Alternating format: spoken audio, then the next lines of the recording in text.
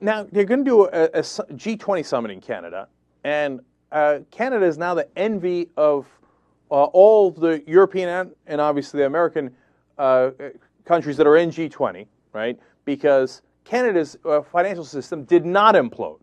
So why did it not implode? Did they have a subprime meltdown? Nope. Did they have problems with their mortgages? Nope. And in fact, because of course of a worldwide recession, and obviously they're an enormous trading partner of America, they also had a recession. But they've already recovered. Their annual rate of growth in this year, in the first 3 months, was 6.1%. That's fantastic. They've already recovered 3/4 of the jobs that were lost in the recession. As opposed to us, we've hardly recovered any jobs we lost in the recession. Okay? They've recovered 3/4. And their banking system is perfectly healthy. Why? This is very important. One, it's tightly regulated. Even though they actually have very large banks.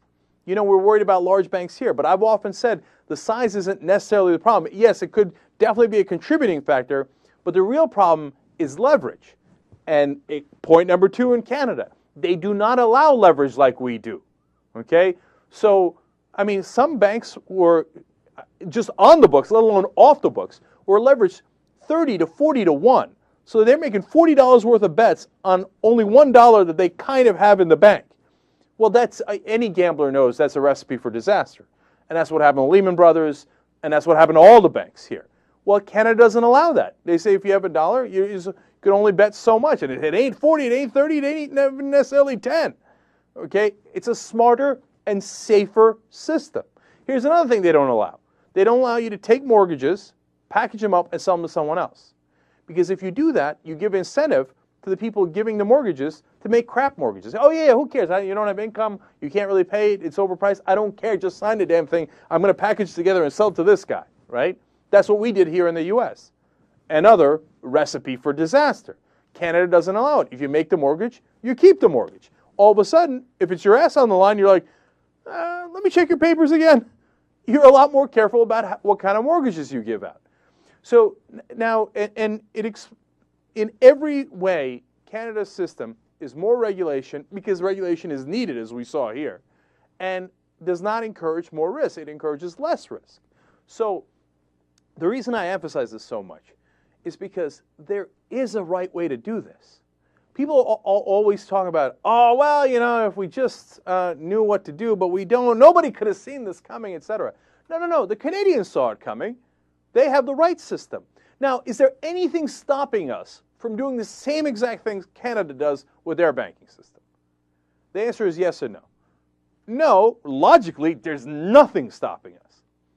Yes, in reality, what's stopping us is the power of our big banks. So think about that, man. Think about what that says about our system. Everyone in the world agrees the Canadian system is better, and we know exactly why it's better.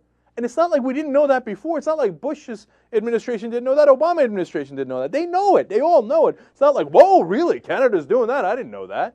They know it. So why don't they do what they know works? It's because, as Dick Durbin, the number 2 man for the Democrats in the Senate, said, the banks run this place. They take money and they contribute it to all those committees in the House and all those committees in the Senate. They buy all the politicians, they buy the staffers, and ultimately they buy the executive branch as well.